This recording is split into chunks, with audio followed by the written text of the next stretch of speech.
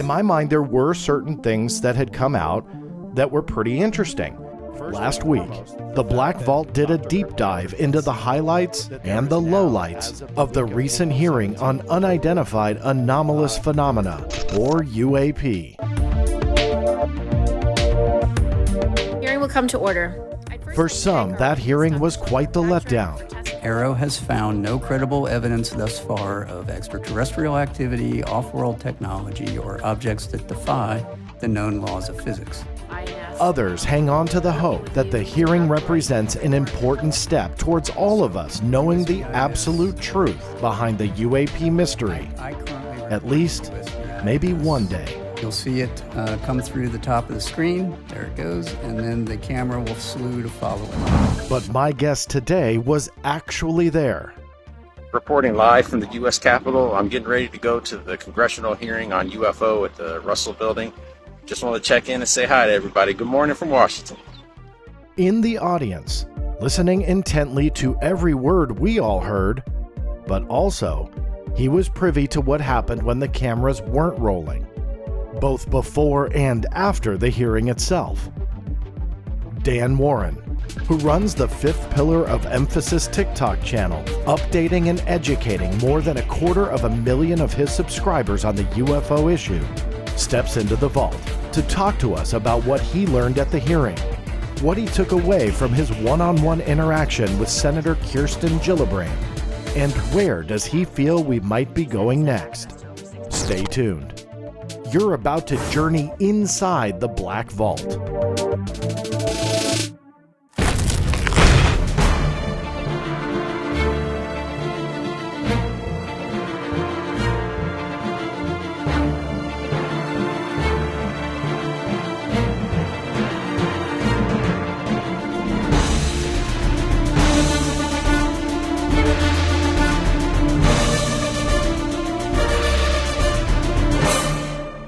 That's right, everybody. As always, thank you so much for tuning in and taking this journey inside the Black Vault with me. I'm your host, John Greenwald Jr., creator and founder of theblackvault.com, but also the janitor, the scanner, and pretty much everything else that you can fill in the blank with. I am the entire team here at theblackvault.com. So thanks for tuning in. I've been looking forward to this conversation with Dan Warren. Dan, first off, thank you so much for taking some time and talking to me and my audience today. No problem. Thanks for having me. And you need to update your intro because you're everything but the gardener. That's right. Yes, for those who don't know, Dan and I had to delay a few minutes because unannounced, my gardeners who show up on Tuesday showed up on a Monday when we're recording this, and they were outside my window for quite some time. But yes, other than the gardener, that's true. I do everything else but the grass. So I've been looking forward to this conversation with you because I've talked about you before on this channel. You do some very entertaining pieces. Anybody that uses social media when it comes to Twitter, I've seen you a lot in, but most notably your TikTok following. You have really, and rightfully so, kind of garnered this following, this movement of looking to you for updates, for information. You do some great pieces. So I want to start there because people see these pieces online. You're the man who creates them. You're the host of them, and you produce these things. Tell me how you got started doing that. So I basically was looking for the easiest path to success that I could find when it comes to ufology because it's hard to make documentaries. Setting up a podcast is also difficult. I didn't know anything about AV or recording, so I started tinkering around with what can I do. And I found out that TikTok had all the tools necessary for you to be able to use your phone to start making content, as poor as it was at the time that I started. So it's definitely allowed me to learn and hone my craft as I've progressed. And I've actually learned different software packages along the way. But it was me wanting to start to contribute to the conversation in a meaningful way instead of just consuming content and consuming information, which with my videos, I always have to thank the people that are providing the research that allows me to more or less have a backbone for what I'm covering in my videos. I always like to add context to the information I'm presenting. But someone is always providing me an article that I'm covering and I try to contextualize it and add background information to it, and also just make it easier for people that are not familiar, that are not deep into the UFO topic like we are, with why this information is particularly significant to me. And so people tend to enjoy that. It gives them a little bit more of an insight from a UFO nerd's perspective on the situation. And it's also been a nice, interesting way to document my learning journey and my experience as things have kind of been unfolding in front of us. So it's nice to look back at what I thought was significant at the time and how it related to the moment that it was being released and why it was significant. And it also prevents me from having to remember every single detail about that moment and that article and that information that came out. I can go back and use it as a reference document, more or less. But that's what got me started. I wanted to become more involved. I wanted to be a contributor instead of solely a consumer. And that's why I started making these videos. And now I consider myself the fast food version of ufology. I'm just a quick, easy to consume hit of information. That's where I think you and I connect very much when it comes to this, because it was quite a few years ago I realized I don't do TikToks as much as I want. I did join. I've got a couple videos on there. You've obviously mastered that craft and really kind of connected with the audience. But your views on kind of that power, that it's not just about making content and getting a couple views, or in your case, like hundreds of thousands of people following you, but rather it's a timeline of our journey that we're all trying to figure this out. And that's kind of how I treat some Twitter threads that I do, that a lot of times I find myself writing them for me because I need to document it. I need to figure out that in April of 2023, this happened.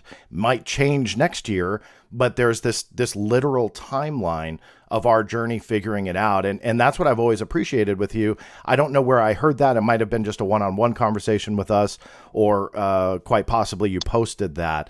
But I've always admired that about you because you understand the power of it. Let me ask you, though, why UFOs? What drew you to making a difference in that world versus, let's say, any other that you could be making content on?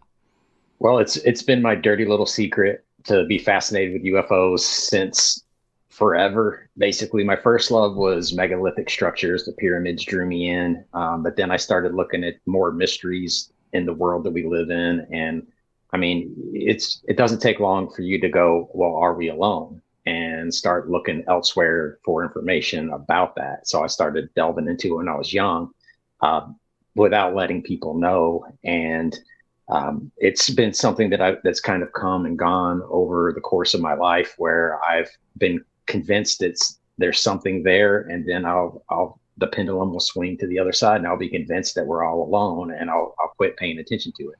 So I've left and I've come back several times over my life, but I do feel like it is the most historical moment that could happen in our lifetimes. It would be this.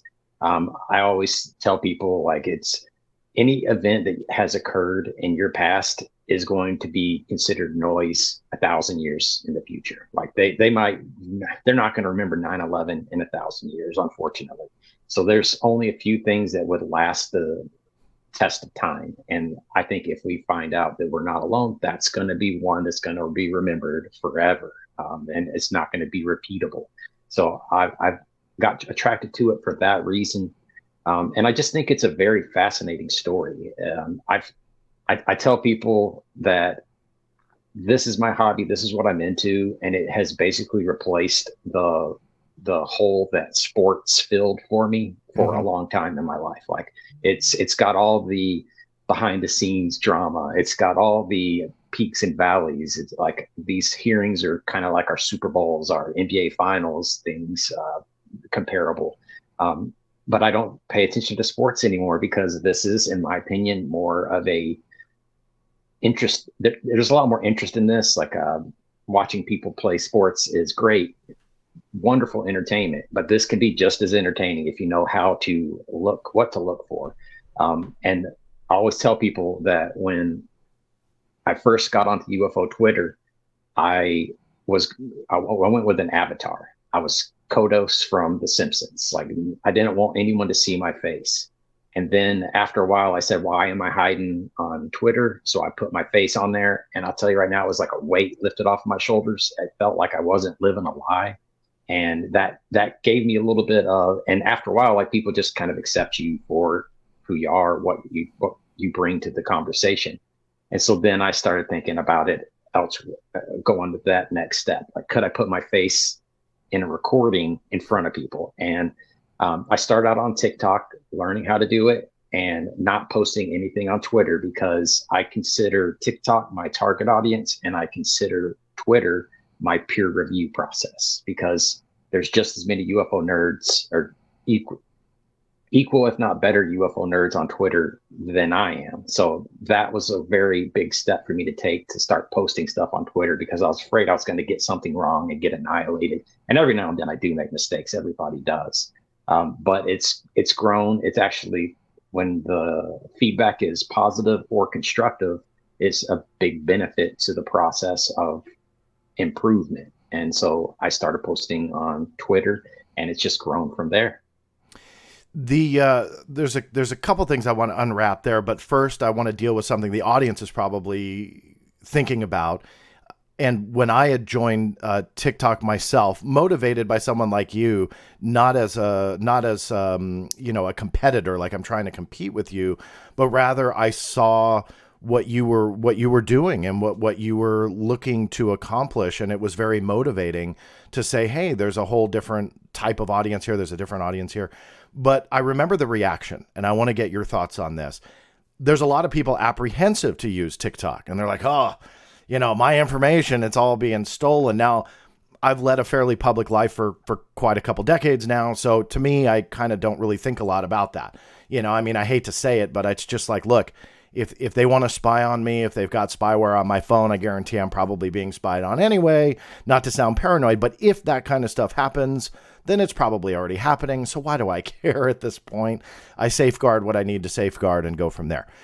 What are your thoughts on those concerns, or have you even heard them? I mean, do you get that apprehension to join TikTok from other people that may find out about you from this show or on social media other than TikTok? Do you see it, and what are your thoughts on it? So I guess there's two different parts to an answer for that question. One is, there's absolutely, as a 40-plus-year-old man, stigma associated with telling people I'm on TikTok. Like, that usually is met with laughter and, what do you do, dances? So that's yeah, one that's right. aspect of the answer. Wait, but do as you? far as just to clear that up, Dan, do you do dances? I've done one with Did it you had my really? kids. I must have missed that. It was the one when the preliminary assessment on UAPs came out. I did a little shuffle. I did the old, That's right. the old white man point, squat type of a dance. So yeah, nothing to music, but it was just a moment of expression. But as far as the safety aspects of it, I'm like you. I'm not a cybersecurity expert. I have multiple devices. I have vulnerabilities that could be exploited, I'm sure. I don't know how to stop that. I am not going to be able to. So if, like you said, if someone's going to come for me, they're going to probably succeed if they are good at it. Do I think that TikTok is particularly concerning? I don't have that concern with them collecting information that's critical to me.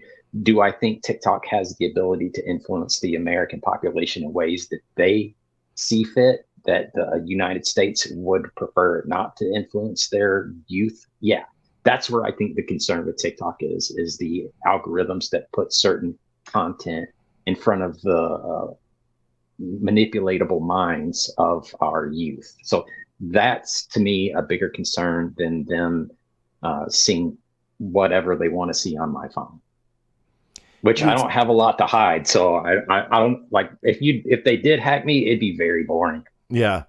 I kind of am in the mindset as I'm not that important for anybody to really care, like if they want to log what I'm searching for or whatever, it is what it is. There's a point where you have to relinquish some of your privacy. I hate to be in that mindset, but in some of this, you do. Other things, I just think like, look, the conspiracy takes a hold in some of these privacy issues. So what really is a concern is like here, and then people turn it into this.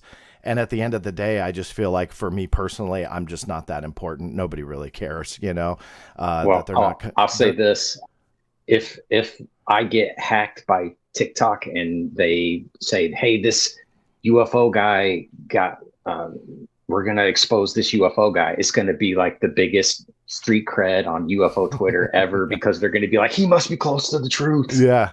And then they're going to put you at the top of the algorithm. So you'll be dancing away to all sorts of people. No such thing as bad press. That's right. That's right.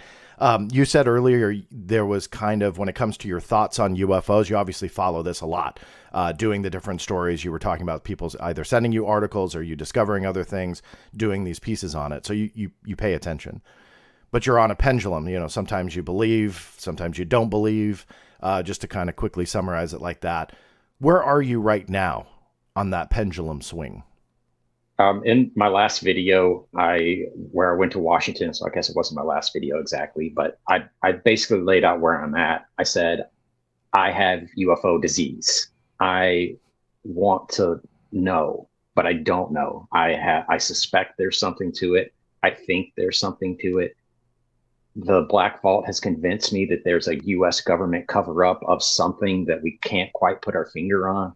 So there's something there. What it is, I don't know.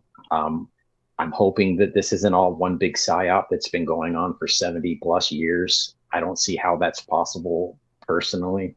I believe there's something, but I just can't. I mean, I think there's something. I suspect there's something, but it is hard for me to say I believe that it is factual, because I know that I can be wrong. And that's one thing that I wish that more people would bring with them to the conversation about UFO topic is I could be completely wrong. I got to keep that in the back of my head whenever I make a statement or I listen to someone else's statement. They could be right. They could be wrong. I could be right. I could be wrong. So if I feel like the conversation would be more beneficial to everyone if we could all just admit that we could be wrong. Does some of your motivation come from any experience that you've had? No. So unfortunately, I feel like I'm one of, I feel like I'm one of those people that they're not interested in. Like there's nothing, there's nothing special about me. I'm just a regular dude. I'm just a mechanical engineer mindset my entire life. I've never seen anything paranormal or supernatural. I just don't think I have. If that is a trait that some people have and others don't, I'm in the other category that doesn't have it, is what I would suspect. You're in the other until bin. Proven otherwise. Yeah. The catch-all other bin. Yeah. I'm in the catch-all other bin also. But I'm also surprised to hear when somebody is so motivated they don't have an experience to share. I'm in that bin, but it's always surprising, to hear that. You had mentioned that you went to Washington.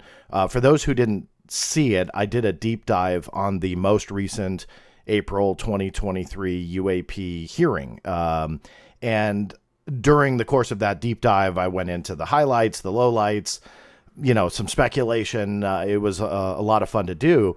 But when the camera flipped, I had pointed you out actually in that video, simply because you went there and wanted to take part. So let's switch gears to that. What drove you to, I guess both literally and figuratively, but drove you to make that drive, go to Washington, D.C. and take part? It's just a organic growth in my journey into researching this topic. So I started out consuming content. I decided to take that step forward and start making content.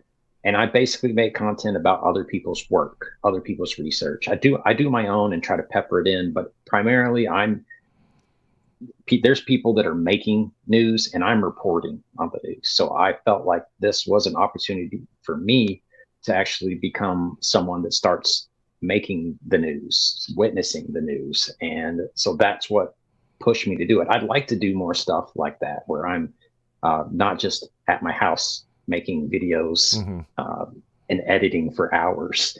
I'd like to be more actively involved. And I've had people reach out to me and ask if they can help me along the way. And the thing I've said to every single one of them is, I don't know where this is going. I don't know what I'm doing, but I just want to be involved in what's going on in the conversation, and anything that is happening that I could become a part of and witness firsthand and help, I would be happy to do so. So that was what motivated me to go to Washington, is I knew I could do it. I've kind of been planning this or telling myself that I could do this for quite a while. And then the moment finally came and I was able to actually jump on it and take advantage of the situation.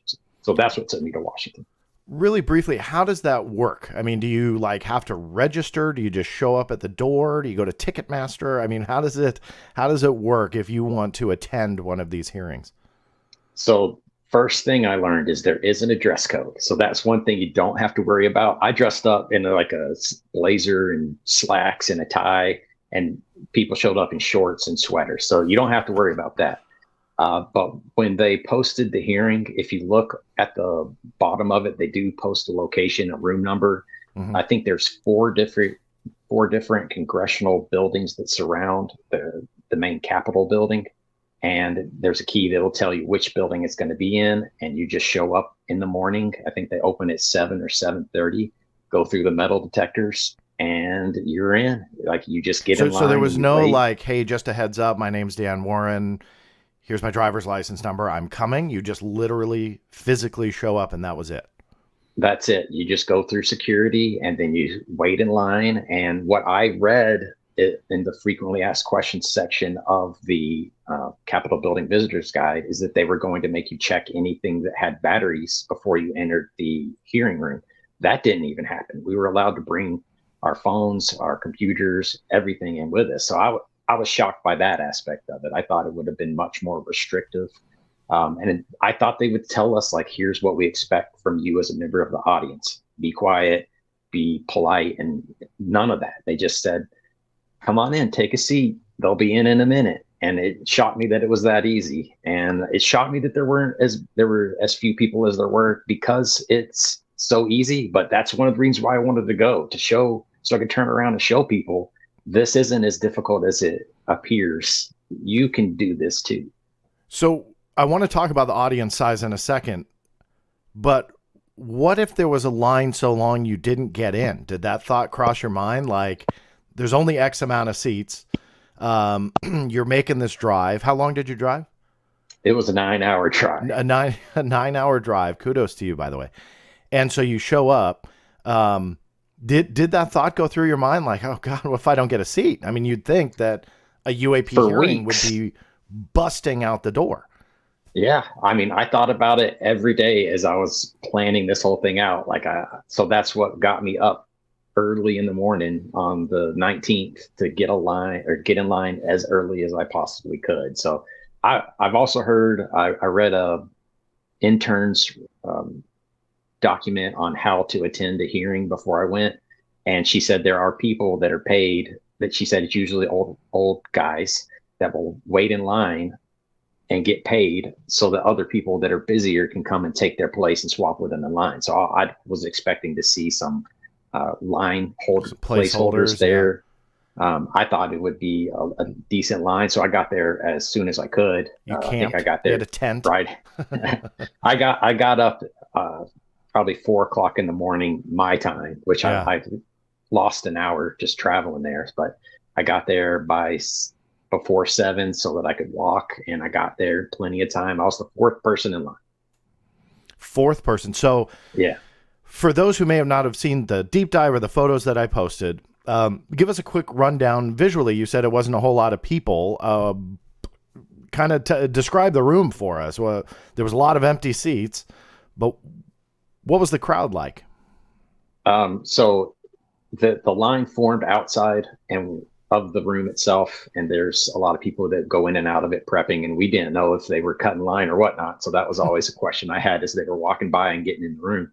But as time got closer, more people started showing up, including media.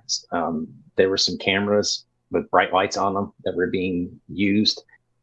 Could not tell who they were with. I I think one of them was from Asia somewhere. I'm not exactly sure. Mm-hmm. But then they eventually let us in, and it was just pick wherever you want to seat. They had, I want to say, 5 seats reserved for Kirkpatrick behind him, but none of them showed up, which is one thing that I was kind of surprised by. Is Were there names on the they seats out of curiosity? it didn't have a name. It just had Kirkpatrick's staff or something along those lines. I can't remember exactly. That's a bummer. We could have used those Yeah, names. but it was those 5 seats were taken or reserved, and then it was just sit wherever you want. There was probably, I want to say, 24 seats in all that would have been available, and it was not incredibly crowded. You had elbow room if you wanted it. I made sure to sit in the front row because if I'm going to travel that far, why not sit in the front row? I didn't recognize because you didn't have the hat, so I didn't. And you Yeah. usually have a hat on, so it took me a second to recognize you in the front row. You said that there's a couple of news cameras. I was surprised there weren't more, but I'm also surprised to hear there were some because I didn't see them really in the pictures, if I remember correctly. I think maybe one in the background. But did that surprise you, just with your history in this field? Wouldn't you think that there'd be more media? Oh yeah, I thought that this would be what I was anticipating was what happened after the first congressional hearing, where we had all these representatives being interviewed outside in the building afterwards. I thought that's what was going to happen. That if they weren't in the meeting, that they would be outside of the meeting after the fact. But then, of course, when you saw how few senators and that Kirkpatrick was by himself, there wasn't that inventory of senators to pull from to try to get quotes and comments and sound bites from. So that was shocking to me. Was there talk about the lack of senators being in the room? Did you have the opportunity to talk to somebody else, maybe that was there or in the halls, about that fact? Because for those who don't know, there were two that were there, Kirsten Gillibrand and Joni Ernst. And correct me if I'm wrong, but by the video, it looked like they were the only two that were there in the beginning. And then a third had showed up kind of in the middle, asked a question or two, and then left by the end. And that was Senator Rosin from Nevada. So right. She showed up for 2 questions, then she had to go. And those were the only 3 that you saw. Correct. Was that surprising or out of the ordinary in what you were hearing or seeing? I don't know a lot about congressional hearings. They're typically very boring, in my opinion. So I haven't watched a lot of them. So this one was what tickled my fancy. So I was paying attention to it, but I don't know if that's normal or not. I also, the question that I always had during the meeting was, well, what just happened in the closed session hearing right that preceded this? Because it delayed the open session by about 30 minutes or so. And I've also heard since then that Senator Kelly was in that one, but he didn't come to the open hearing. And I also wonder if there were other senators in that one or Kirkpatrick's staff that tagged along with him to that one that didn't make it to this second one. And if that was an impacting factor on why there were not as many senators in this one. I'm curious to your thoughts on that because, you know, we want that room full of senators asking questions and so on. My just very quick take, and then I want to throw it back to you, is that I think it was strategic to have the classified hearing prior, because in the first one, 2021, we as the general people, we the people, were able to see what sparked either Ronald Moultrie or Scott Bray to say, oh, we can't do that in an open setting. That'll be, you know, we can go into more of that in the closed session, you know. And we heard that quite a few times. So we get to see like what the juice is, just to kind of put it bluntly. Here we had it the opposite. So you guys were sitting there waiting for the open hearing. The classified one happens, whoever showed up. And I would hopefully safely assume more senators were there. But those senators represent you. They represent me. They represent the people. They want transparency, yet they only show up at the classified hearing. They weren't there to do any type of media interviews, big or small. They weren't there at all. Is that concerning to you? It is, for the sheer fact that it makes me concerned that they don't have Senator Gillibrand's back. Like, if she is the chair for that entire subcommittee and she deems this subject, this topic, important enough to hold a open congressional hearing along with a closed. For them not to show up as just a sign of support for her is what concerns me about it. I don't know how concerned they are about pleasing the UFO community, but to me, it's like a camaraderie you should have with your coworkers. If she thinks it's important to be there, I would think that everyone would want to be there. If it wasn't for Joni Ernst, it would have been a very lonely meeting for Gillibrand. And I know that there were 16 senators that signed a letter of support for funding Arrow fully just a few months ago. So I was hoping some of those guys would show up, because it seems like on writing in paper, there is support for the Arrow office. There is support for the UFO and the UAP investigation for the government. But when that doesn't translate to butts and seats, it is concerning. That was my take on it. I don't know if you read it another way. Me, no, and I appreciate your thoughts on it, because I more was concerned that, look, you had mentioned UFO Twitter, like the UFO, we'll just use that as a general term. We all want the UFO talk. We all want that possibility. Like, what are we dealing with? Is it extraterrestrial? For me, I deal with it two ways. One is very much that. I love the UAP stuff. I love it. I dig it. I eat it all up. It's one of my favorite things. But I also try and step out of it and look at it from an outsider's perspective, just like remove your fascination with UFOs. No matter what way you look at this, it's a national security concern, and that there should be some with respect to the classified national security stuff, but some level of transparency. That's what politicians have been talking about. So that transparency to the general public is more so what we all should want. Skeptic, debunker, believer, or on the fence alike, we all should have a little bit more transparency. So the way that I looked at it was the fact that they didn't care, the majority of the politicians, with the exceptions of those who showed up to the public side, they don't care about the transparency part. And that, I'm not sure how much that bothers me, but that bothers me just simply because there is that T word being bantered around a lot. Well, we want the government to be more open. Well, be there in the public hearing to bring that transparency to light. Because in my opinion, Kirkpatrick was not pressed at all. That's not trying to be disrespectful to Gillibrand, Ernst, or Rosen or Rosen. I don't know how to Rosen. So those three senators, not meant to be insulting. But let me ask you if you agree with that statement, because I took away, at least from the video, that Kirkpatrick just had his set statement and he was reading it. And then he had some points that came out during some questioning, but he was never pressed. And I would think that if any senator cared about transparency, number one, they'd show up. But number two, those that did show up would have pressed a little bit harder. Did you get that impression, that there was a lack of that? I definitely thought there was a lack of any pressure being applied to Kirkpatrick.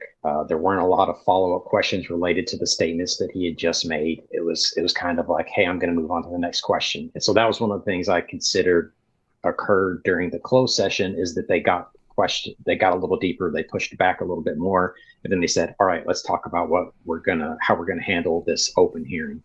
And if I had to describe the relationship between Kirkpatrick and the senators, I would consider it along the lines of, hey, I'm kind of your boss. I'm going to call you on the carpet. We're going to have a conversation, but I just want you to know this is just a friendly, as Jimmy Church says, we're just in my room on the couch, having a conversation. I'm not going to put you through the ringer. We're just going to ask you some questions, show us some information, and then we'll move on. And this is just part of the process that we're going forward with. And that's the thing that I keep going back to was this hearing just one more small step in a larger plan?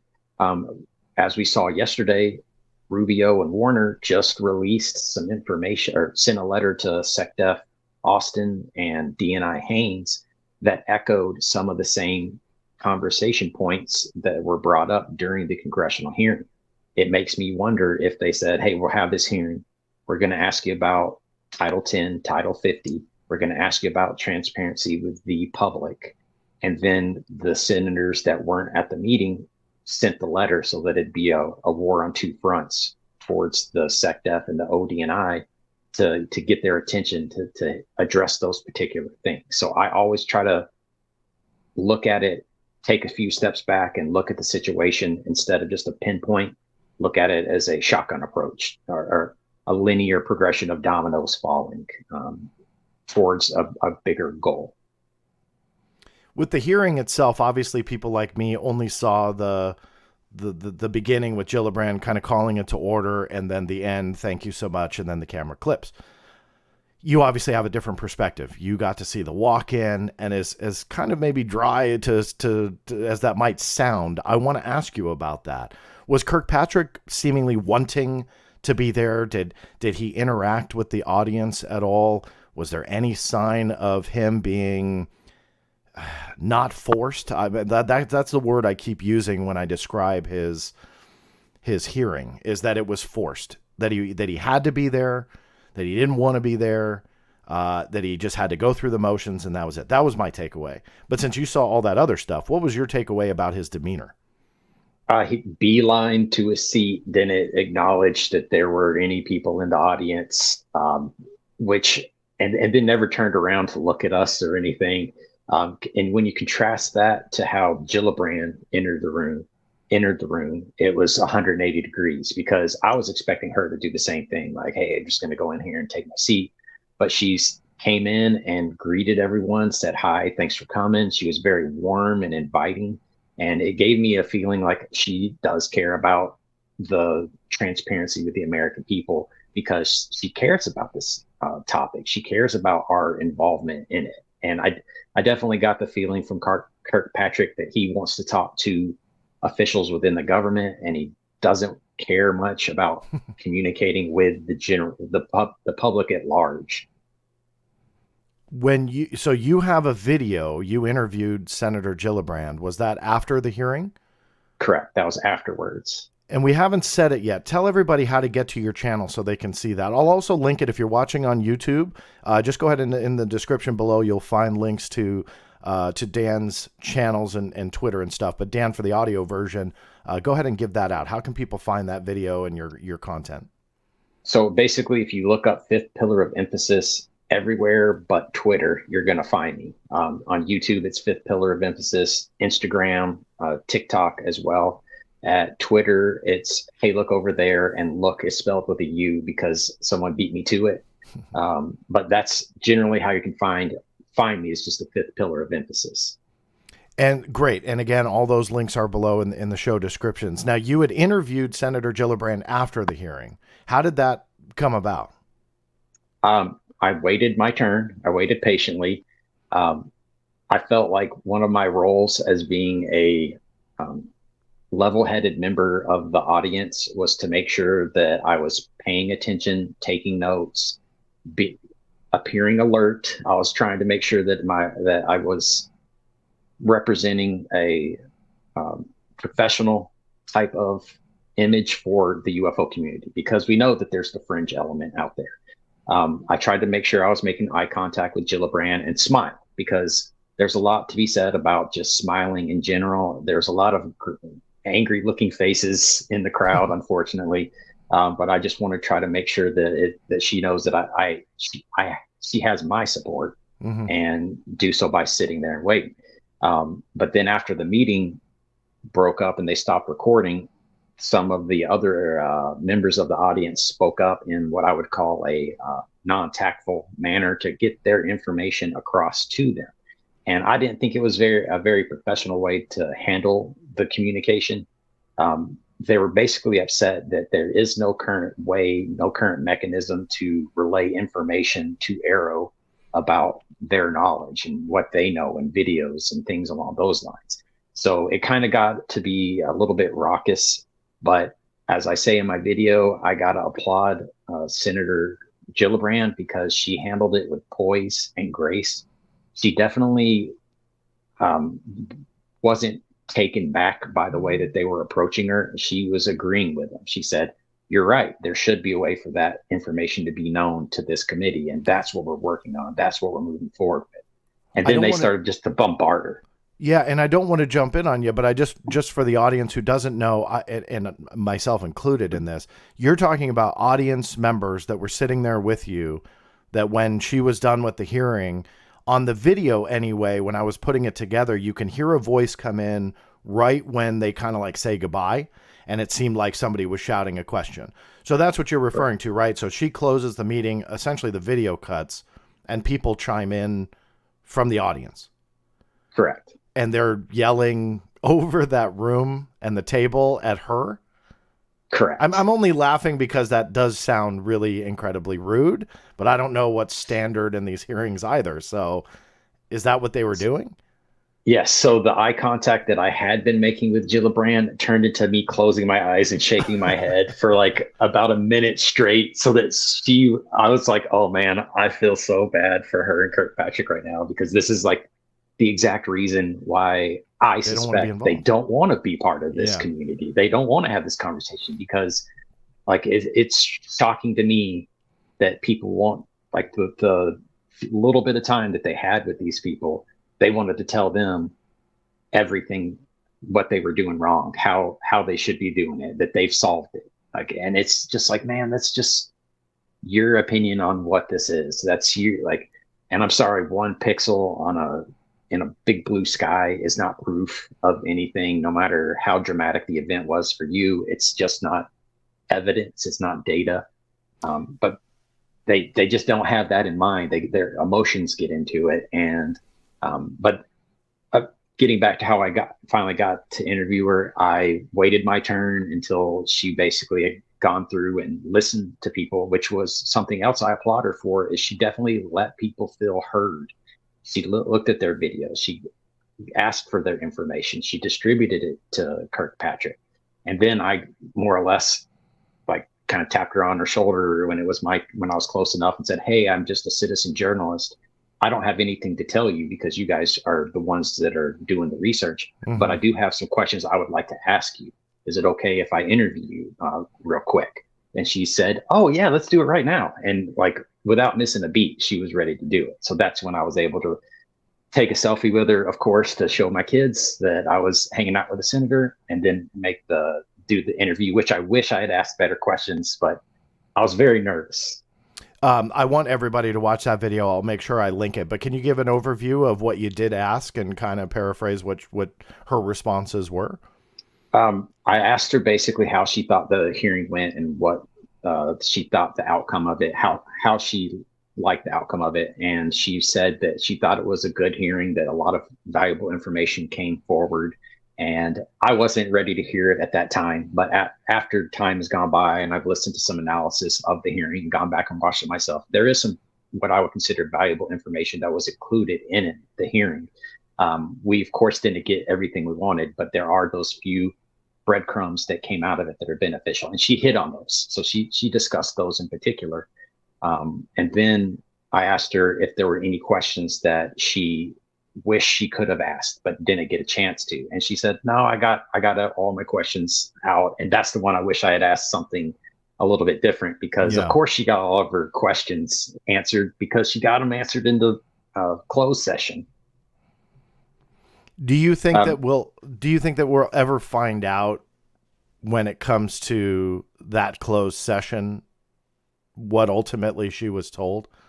And again, and if I could quickly preface it, the reason I say this is you've now been there. You've seen how it seems like she wants this transparency. Do you think that there's ever going to be light in that in that arena? I feel like the only person that could get that information is that John Greenwald guy who's really good at FOIA. Like, he's able to pry information out of the government like no one else. I don't think they're just going to be forthcoming with it. I don't think we'll ever see meeting minutes, but I think that there's a chance that you tell me, is there a document produced, a transcript produced from those closed meetings that would potentially be something that could come forward? I will tell. First off, thanks for the vote of confidence there. I mean, I will definitely try my hardest. You know, congressional hearings and congressional documents, letters, and all that are not open to the FOIA. So anything when it deals with the Congress is off limits unless they make it public. The exceptions are when they actually send letters to the government, so or to an agency, I should term it that way. So let's say Gillibrand writes a letter, you can FOIA that once it hits the DoD, because then it becomes a record that is ultimately FOIA-able. The responses are as well. There's a review process, so sometimes they do communicate in classified means. But for those curious, and yourself included, when it does come to this hearing, even though the transcript or whatever would likely be considered a congressional record, if you were to ask me, I don't know what the legality would be. So that would be off limits. What is on limits would be Dr. Kirkpatrick's PowerPoint presentation, any material that he utilized, videos, photographs, anything that was utilized there is open, because that's a Department of Defense product that he took to Congress, not reversed. So that would be FOIA-able. I've already filed a case for that, as you can imagine. So what I'm going for is all the material utilized by Dr. Kirkpatrick in that closed session. So to go back to your question, there's ways to kind of see it, but kind of not. And we know the level of secrecy is, in my opinion, deepening when it comes to this. So it may be a long shot on whether or not we can actually get our hands on it. But I'm definitely trying. So we'll see what happens there. Hopefully that answered your question. Okay. This is a good segue to, speaking of getting your hands on things. After the meeting, I accomplished one of my goals of traveling up there. Is I was able to grab Kirkpatrick's nameplate off of his space and bring it home with me. So I've got a souvenir from Kirkpatrick himself. He didn't sign it for me or anything. He was out of there pretty quick. He stayed around and was bombarded with questions. I wasn't close enough to him to hear what he was saying, but he was out of there before I even got a chance to get close to him. Well, before I ask you about Dr. Kirkpatrick's quick exit, where are you keeping that in your house? Where have you does your family appreciate as much as you do this name tag? Oh no, they don't. I've got a few square feet of closet space in one of my daughter's closets, because I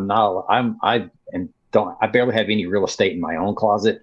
So I've got a whole bunch of UFO books, information and trinkets that I've obtained. Like I've got the NIM aviation badge that Shannon was able to purchase and provide me with, one of the full size. It's like a decent size one. So I've got a little collection of UFO memorabilia and books, and that's where it stays right now. That's awesome. No, that's very cool. I saw your photo of that. I mean, those kinds of things I always geek out over. So I appreciate you showing that. Going back though to the hearing, Dr. Kirkpatrick, as you noted, quickly left. What was there something where he got up, turned around, and saw some of the other individuals kind of passing out some flyers? Was there any interaction, or was he just gone? He was there for a while. So the way that it worked is those guys started chiming in as soon as they said, "Thank you for the hearing," and they hit the gavel. He raised his hand. He started talking. They probably had a conversation. Like they probably said 2 minutes worth of words at the senator. You're talking about the audience members. Yes. The audience started talking for about 2 minutes straight, and Kirkpatrick never once turned around. He just kept his head forward and down a little bit, and then it acknowledged that it was happening, I guess. But then eventually, after Gillibrand started to have a conversation with the audience, got up and started interacting with the audience, Kirkpatrick joined her by her side, and so they were sharing information at that time. And like I said, I wasn't close enough to be able to hear what he was saying or how much he was actually talking, but he didn't have the warm and friendly and inviting aura that Gillibrand had. If I've seen some pictures, you don't have to. I don't want to make it seem like I'm trying to trash the individuals that were there sharing the information. So I'm trying to find a better way to ask this question. What I saw from a few photos that were snapped, they may have actually been your photos. I'm not sure if they were. But essentially you can see the flyer, and it was like ancient aliens related, right? I mean, that's what she was being given? Correct. I think it was called Infinite Astronauts, or something like that. It wasn't Ancient Aliens like the TV show, but it tied the past to the future. And once again, I feel like it's just one person's opinion on what's going on. There was a lot of opinion being, in what I consider opinion, they considered fact, that was being thrown at Kirkpatrick and Gillibrand. And alien scientist Jeremy Rice was actually there, and he did a pretty interesting thing. He started to talk about, here's some locations that would be beneficial for you to look at and to investigate: the Blue Room at Wright Pat, and back to not Bechtel, Battelle. He's been, yeah, I know he's really connected to the Battelle Institute, being connected to all of that, tying back to Anthony Bergalia, which I've got maybe some differing views on that, but I know, so Battelle, that he was saying. Let me ask you this, and I mean, we all saw the video, but since you were there, and along these lines, they're getting all this information from the general public. Do you feel, by the tone of what you saw before and after the hearing, that Dr. Kirkpatrick and even the Senate would have the access to do and accomplish what they need to do? So the general public just throwing all this stuff at them.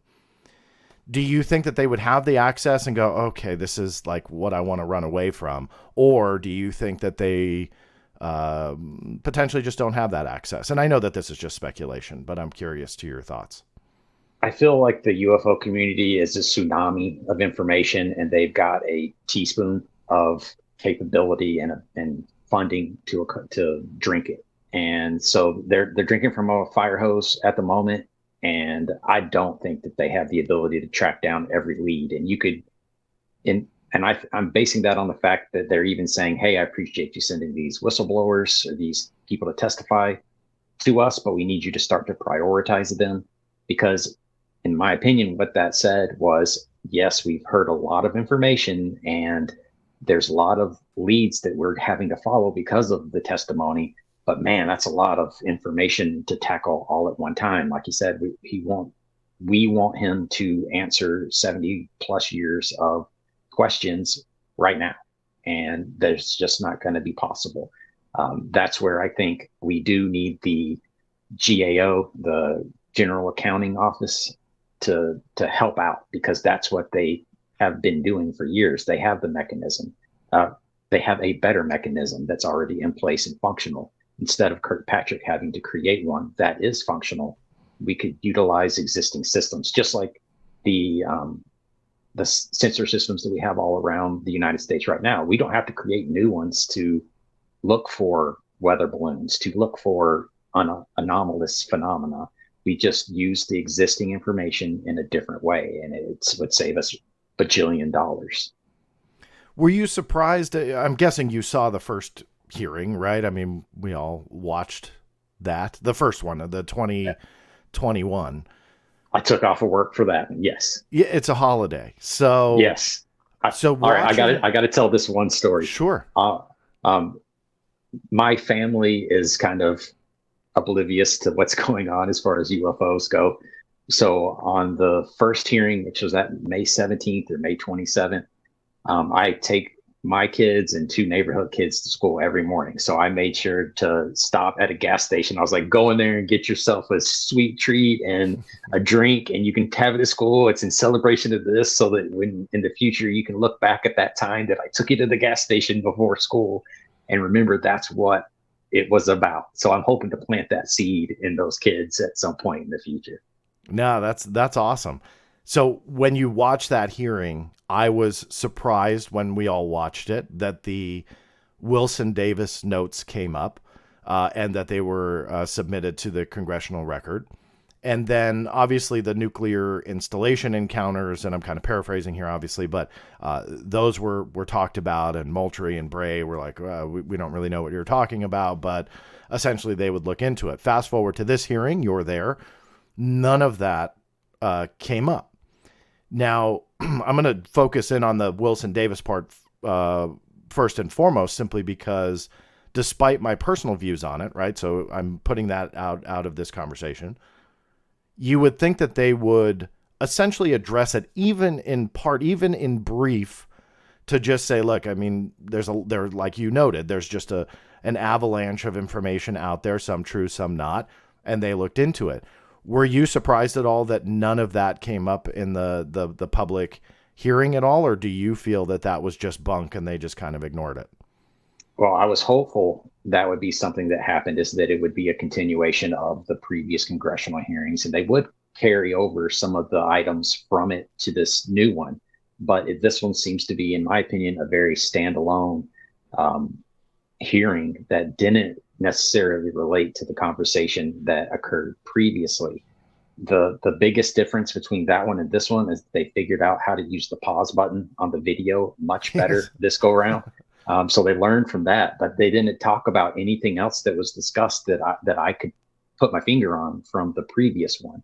And that's why I'm trying to, once again, step back and look at it. And I wonder what's going on in this big picture. Is this just one step in a process, and they don't want to continue to go back to the first one? They're trying to progress forward. And maybe that's why they didn't discuss it. But I would have sure liked to have heard more information about it. Yeah, and I as well, and that's why I wanted to ask you. Was it seemed like if that Wilson Davis story is true, I mean, you're talking about a humanity changing story if they could confirm that. So for them not to even bring it up, because again, there wasn't much that was quote unquote submitted into the congressional record in that first hearing. That was one thing. So you would think that if they went to that length to say, hey, look, if you don't know what this is, they put it in the congressional record, they're asking, and they did nothing. That kind of interested me. Also speculation, but would you think that something like that would have come up in the classified setting? Yeah, I would think that it would. And I think that there is, I'm going to say Richard Dolan connected a dot from, actually, now I think about it, it was Jacques Vallée that connected a dot associated with the Wilson Davis memo notes, that it was actually the Comptroller General from the GAO office that was the guy that went and found the program and audited it before Wilson was able to start to ask questions and knock on doors.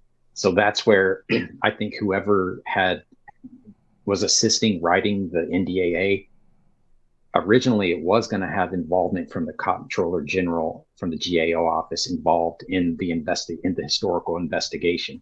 And after I heard what Jacques Vallée said about, I think it was Browser, that was the Charles Browser was the comptroller at the time, who they suspect made it into the program and got the tour and got the briefing about it, that position was written into the NDAA for that very reason, that they knew that was who made it into it in the past, and that there would be records of that at some point. So that's why he was involved. But at the last minute, they pulled the Comptroller General out of the legislation, and they just said that the GAO was going to support them. So that was the big question I had going into it, was, are they going to talk about the GAO office in relation to the Wilson Davis notes? Because that would further connect the dots for that. And didn't hear it. Don't know if that was discussed in the previous hearing, but I would suspect that would be something in writing, not so much at a hearing. That it's too complicated to really discuss when you have a whole bunch of other questions you've got to ask about procedures and funding and things like that in the closed hearing. Yeah, and you and I briefly talked about it, and that's thanks to you. I'm going to pull up the name myself. Let me see here. The current Comptroller General started on March 13th, 2008, which is a pretty big gap. And motivated by your question to me that was off the air, I filed a case. Now, first and foremost, the GAO, not sure if you know this, is actually not subject to the Freedom of Information Act. Didn't know that. Yeah, so they are... they have their own instruction that goes to GAO records. It's part of the Code of Federal Regulations. It's for, I think, Section 81 something. I think Section 81. But Gene Dodaro is the current Comptroller General from 2008 to date. And motivated by your question, because I had never done it, filed a case this morning to kind of sift around and see if that current comptroller general is involved at all with the current conversation. So thank you for kind of motivating me to do that, because since the GAO is not subject to the FOIA, sometimes you forget about them, and I just don't have them off the top of my head to go, oh, I'm going to file a FOIA to the GAO, because you can't. But they do kind of honor what they call honor the spirit of the FOIA, and that's that Code of Federal Regulations statute that they fall under. And then some of the other ones that aren't subject to the FOIA, like NORAD, because they're a binational command, they have their own internal structure to honor the spirit of the Freedom of Information Act. But you just have to cross your fingers that you're going to get it using their real quick statute. on that. Mm-hmm. Are their emails FOIAble if it was to someone outside of their department? Yes. And so that's what I'm kind of sifting around. So I have like a standard keyword list that if they're talking about anything even remotely close, the standard keyword list should come up with it. And that's what I had filed on with the GAO, because it searches attachments. It searches the body of the email and then the subject line. So essentially, like if there's any talk of UAP or unidentified aerial this or unidentified anomalous that, like my keyword list will hopefully catch something. And I've used that quite a few different times through FOIA, worded essentially the same way. It's just a different law. And then you go for that information and see what happens. So I would think that if there is any connection whatsoever, something will get triggered.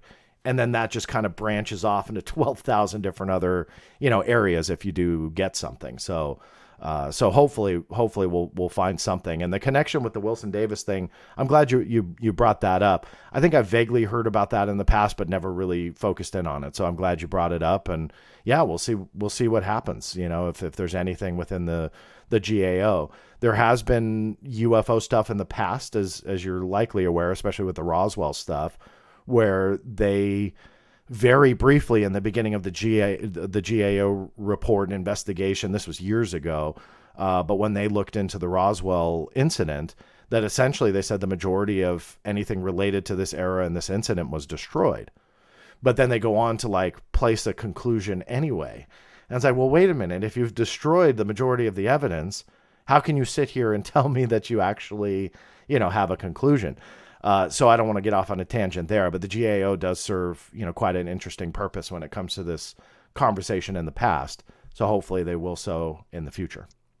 Okay. Well, I'll when you post this, if you put it on Twitter, I did make a video about this specific topic with Charles Bowser. Okay. I'll tag it on there, and I do highly recommend that people check out the Richard Dolan discussion of it, because he goes into great detail about it where I can't in the 3 minutes that I try to keep my videos in. Yeah, no, I gotcha. Dan, if I can ask you one more question before I let you go.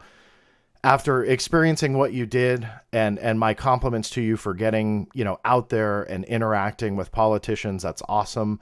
I hope more people follow suit. Now that you've had a little bit of time to digest it, to hear what you did and to process all of that, if you could ask Senator Gillibrand, who were to call you tomorrow and say, Dan, you can ask me two things, or Dan, if you have two questions that I can pass on, what would they be? Pick whichever way you want. What would those two questions be? No pressure. Yeah, you put me on the spot a little bit.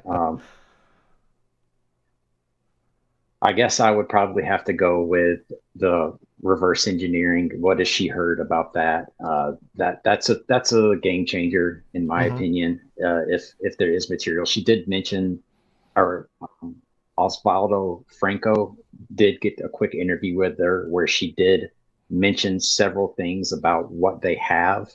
I don't feel like she said that we have objects, that we have things. I feel like he interjected that and she kind of just let it go, but she didn't reject it outright. So that would be one thing I would want to ask her about is, do we have materials? Do we have a reverse engineering program that is actually doing something with those materials?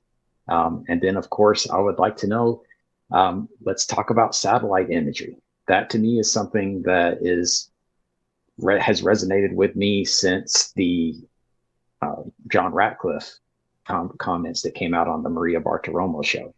Do we have images from satellites of these things that would be, without a doubt, non-human origin? So those would be my two questions. I'm sure I'd come up with better ones if I get a piece of paper and pencil in front of me. But that's what I got, shooting from the hip. I always like putting people on the spot there at the end. All right. But I get to do it to you. Anytime. Oh, right now? Go ahead. Right now. All right, let's hear it. Yes. All right. So we all know that you blindly accept the truthfulness of the Wilson Davis documents, without a doubt. Yes.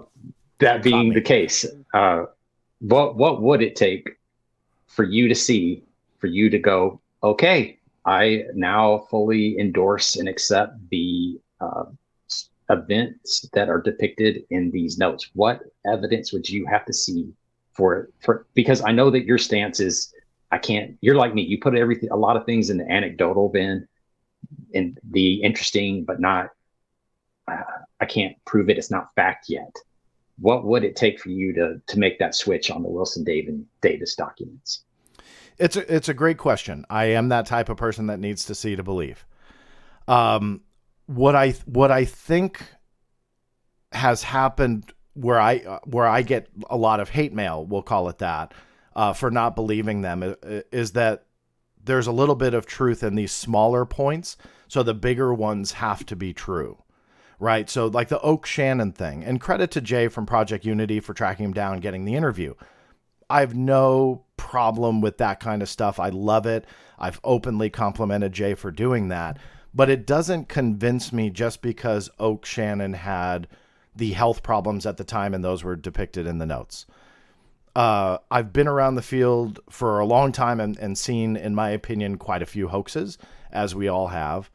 And for me, the anatomy of a hoax is you have to entwine certain factual tidbits into a bigger document. So you use real people, you use real events, you use real things that you can verify, peppered in with fantasy. And I feel that that's what we have here, is a work of fiction and fantasy with real things woven in. So when the Oak Shannon revelation came out, I'll be honest, it just didn't surprise me at all. It's like, well, I'm not accusing him of making it, so this will probably come off wrong no matter how I term it. But it could just mean that whomever did, Eric Davis or whomever, was involved in that little niche group that seems to have known each other around that time, interested in all these things, and that could have been woven in. With that said, what would it take to convince me? Well, you need something to support these programs going to the private sector. Because for me, for Admiral Wilson to be, as the story goes, and I'll get hate mail for this, given a NRO, the famous NRO document, and that gave him a list of keywords. Those that believe in the Wilson Davis notes being all genuine and depicting the notes now say that that document doesn't matter. And I was surprised at that shift, because prior to that, that document was in most of the retelling of the story. And then once it was proven, in my opinion, proven to be false, I thought I would get the hate mail like, no, this is a real document, here's why.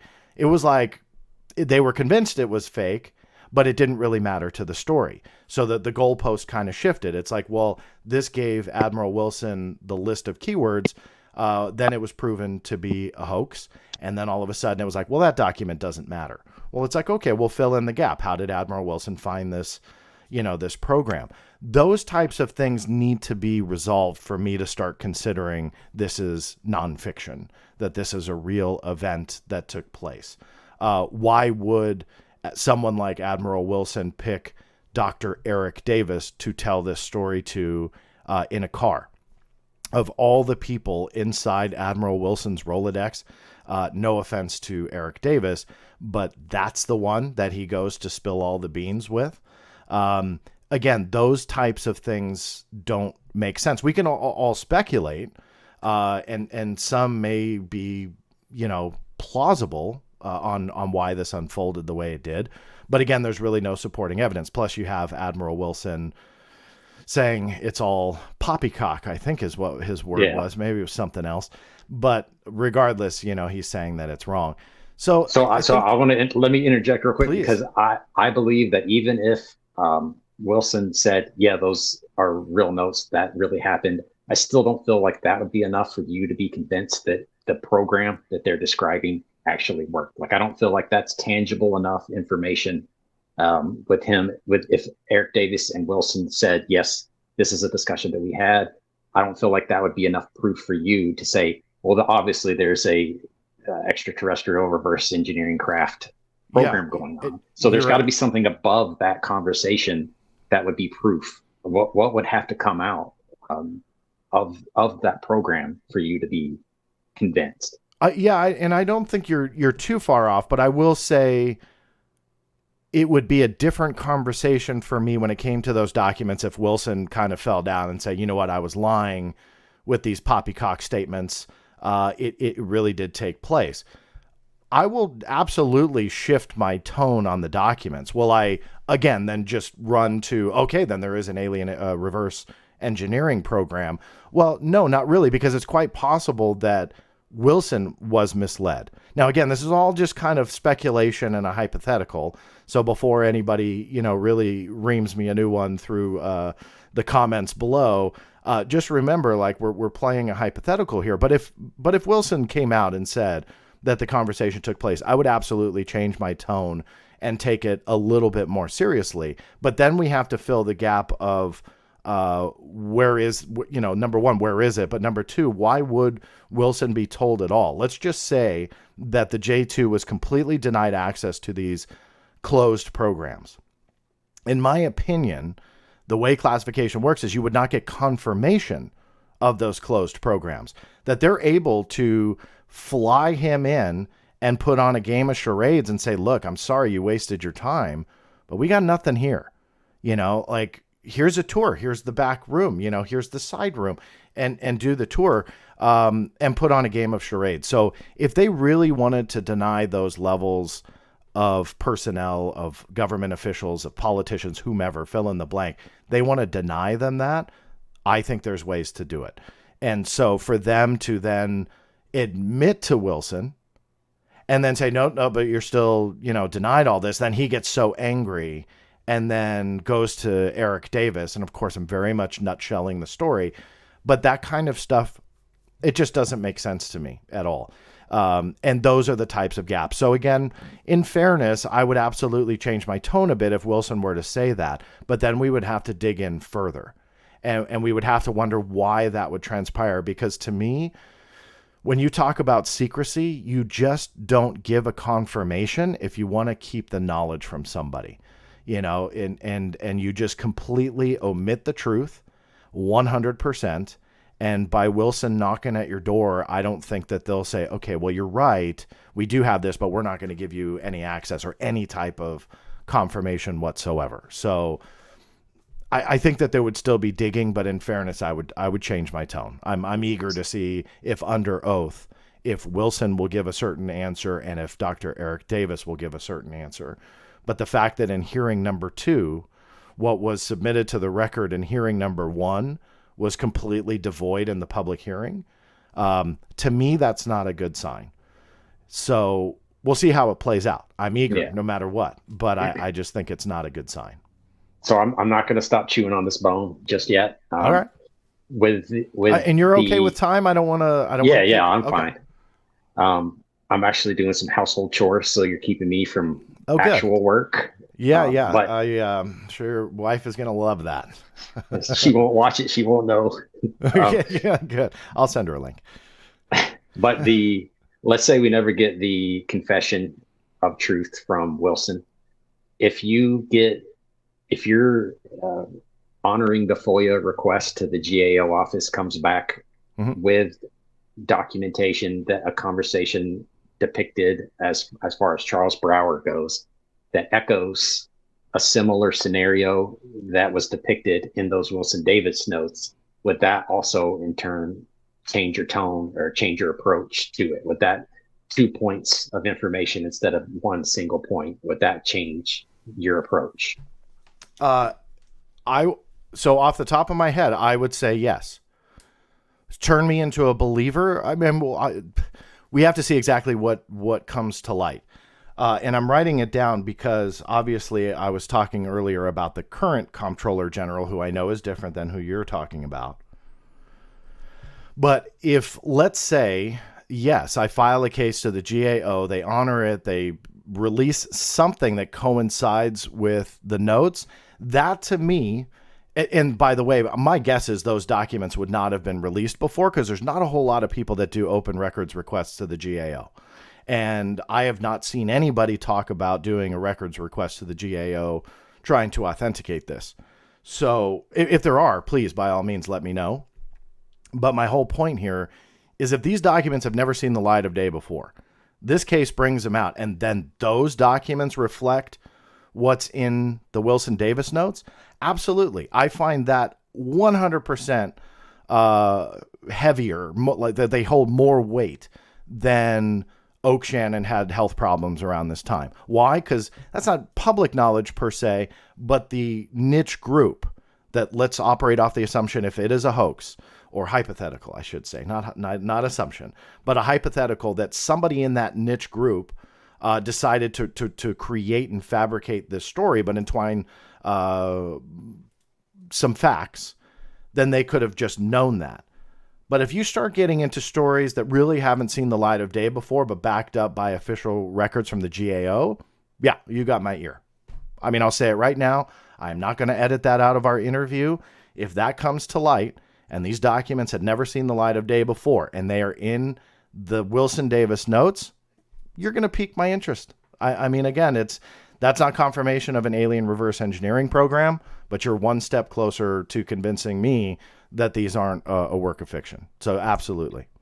And that is exactly why I think that the Comptroller General was included in the original legislation that was proposed in the NDAA, because I'm convinced it's being ghostwritten by someone that has a lot more knowledge than a staffer for a senator. To me, it sounds like there's Chris Mellon-ish tones, hints to it. And if the first hearing occurred, they talked about submitting the Wilson Davis records to the. This is me just speculating, by the way. I'm just throwing that out there. They introduced them into the congressional records, and the next revision of the NDAA did include the Comptroller General. So me trying to connect the dots, I feel like there's a reason that they put the GAO office in the mix, that they're kind of like an untapped resource that we haven't ever really thought about. I would have never thought about them until this recent round of NDAA stuff came out. How much of a role do you think Christopher Mellon plays in the language? Do you think that he's kind of influencing the actual wording? I mean, it sounds like he is, but I'm just curious to your thoughts. Like, do you think he's really kind of the puppet master, so to speak? I don't mean that in a demeaning way, but just kind of the one that really is influencing this verbiage. I think he's, influencing it. So the thing that confuses me, just like almost everything with the UFO topic, I feel like if you look at it, you can see two different ends of the spectrum at the same time. There's part of me that's like, man, there's so much Chris Mellon language included in this legislation that's being put forward. It's hard to deny that it's him. And then I turn around, and when he puts out those questions to ask the ARROW director, or questions to ask at the congressional hearing, statements that are not covered in the legislation, it makes me feel like there's a gap there. So I don't know if he is able to kind of nudge these people that are actually writing this legislation in a certain direction to say, hey, make sure you cover this base, make sure you cover that base. But for him to then turn around and ask questions that I would think would be included in the legislation is confusing to me. But overall, if I had to put your dollar bet that you like to put on things, I'm going to say Chris Mellon's involved in the outline of the legislation that's being put forward. I want to reverse that question you asked me, if you don't mind. You said that if No. I find... No, hold on. Bear with me here. I gotta go, John. Yeah. Now you had asked, it's a great question. If I found something that coincided with the Wilson Davis documents, if it would change my mind, and I stand by what I said. What if it doesn't? And I'm kind of getting the feeling from you, maybe we should cover this part first. I'm getting the feeling that you feel the documents are legitimate, which I'm totally fine with. But just to make sure we're clear, do you feel they're legitimate? Once I'm with you as far as like I do feel like the notes are legitimate. I feel like Eric Davis wrote them down. I feel like there was a conversation that occurred, but I also feel like what you stated earlier is a very common practice within the government where they pepper lies in with truths, where it could be used as a misdirection for something else. Look at the right hand while the left hand is doing something else. So I feel like there could be a distraction mechanism, and I'm going to catch flack for this. It's like that's how I feel about Bob Lazar. I feel like they were using him as something else to cover something else. So I think that's could be what's happening with the Wilson Davis notes. This is once again, I suspect that they're legitimate. I think they're legitimate. I don't know, and it's hard for me to say I believe that they are, but I want them. I'm like Joe Rogan. Like that's where my I don't trust my own judgment on these things because I do want them to be real. I want them to have a reverse engineering program that's hidden from us that is now getting to the point where it's becoming exposed to the public, and then we're going to get 100 years worth of or 70 years worth of amazing information and data that comes rushing forward from the fire hose for us to drink out of on this topic, because it's been held back for so long. That's what I hope. I just am not going to be able to sit here and say I believe them 100%. That's exactly what happened, and that's exactly the program that was depicted. Were they lied to? Were they lied to and told? Was Wilson lied to? And he said, "Oh yeah, we got this reverse engineering UFO program, but it's really about secret military tech that we're not going to tell you about." So that's always going to be in the back of my mind. So if things don't come up via FOIA, then to again reverse that question, would you still hold the same beliefs? Because the FOIA gets trashed a lot by people. If it produces a result that confirms a belief, it's golden. If there is no result produced to confirm that belief, it's the FOIA, it's tainted, they're lying, the government officials are all corrupt, and so on and so forth. So there's very, in my opinion, by some, not yourself, but by some, there's a very hypocritical way of viewing this. But again, to flip that question around, would it change your views if stuff just doesn't pan out? Yeah, I would have to. I don't want to be so invested that I can't change my mind. And I feel like everything goes into that anecdotal bin until proven otherwise. So if that's where the Wilson Davis documents are for me, it's anecdotal. It's incredibly interesting, but I can't put it into the fact bin yet. So it's still in that anecdotal.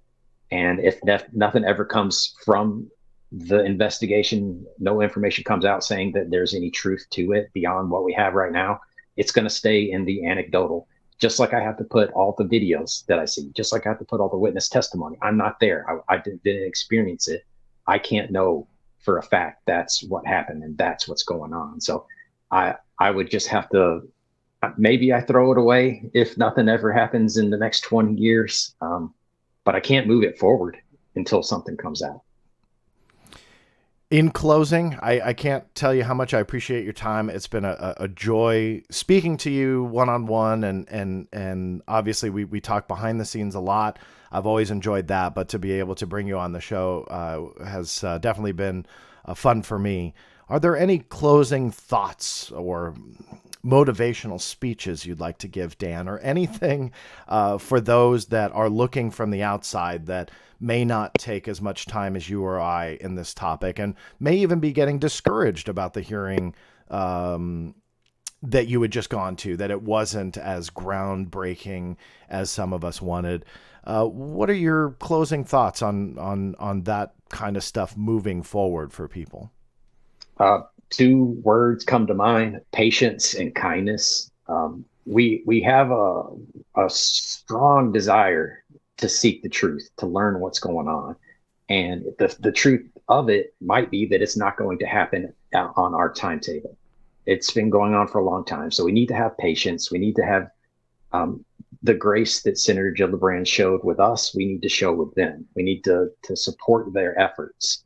We need to do it in a manner that's kind and not overbearing, and as well as with communications with each other. There's a lot of anger that pops up on Twitter and other platforms around that engulf UFOs that is problematic, and it's human nature that it occurs. I hope that people can start to disagree without despising each other. That's one thing that I would like for people to start to focus more on. But the big thing that I would like to encourage people to do is go to the next congressional hearing. If you can show support for the congressmen and women that are putting their reputations on the line by writing them, by calling them, by showing up and being a courteous human being, being professional, presenting yourself, which is a representation of the greater UFO community, in a way that doesn't stigmatize us. Like we're our own worst enemy a lot of the time. So if we could have a group of people that show up and act respectfully and say thank you and support the efforts of these people, that's what I would ideally like to see, and I think would help keep the momentum that we have going forward with the members of Congress. That's awesome, Dan. Well said. I really do appreciate your time again, and thank you for doing so. Hopefully you'll come back and we'll have another round of discussion. I hope you're up for it. Oh, one more comment real quick. And Sure. if you look at John Greenwald's text messages and Twitter conversations that he has, but you realize that he does actually have a sense of humor hidden behind all of that. His tech tweets are funny. Like if you can look past what you disagree with him about and start reading how he says it, there's comedy in there. You just got to be willing to accept it. I appreciate that. Sometimes my sarcasm falls flat and people are like, It "You does. really mean that?" I'm like, you guys didn't realize that was a joke. Come on, we got to have fun. And most of them, if you look at the days, they always come on Friday. So Friday, I try and chill out a little bit, be a little bit less serious. But thank you for at least acknowledging that humor. That makes two of you. I think my mom's the only other one. So appreciate that, Dan. Thank you. Good company. I'm in good company. Yes, you are. All right. Thanks, Dan. You have a wonderful day. And thank you all for listening and watching. Make sure that if you do not subscribe to the YouTube channel, you do so. Go to www.theblackvault.com/live. That will bounce you to the channel. You'll get notified of any live streams or any new videos. And of course, if you are listening to the audio podcast version, a 5-star review is what I aim for. I won't tell you what to do, but if you can, consider taking a few seconds and making a review there as well. That said, thank you so much for listening and watching. This is John Greenwald Jr. signing off, and we'll see you next time.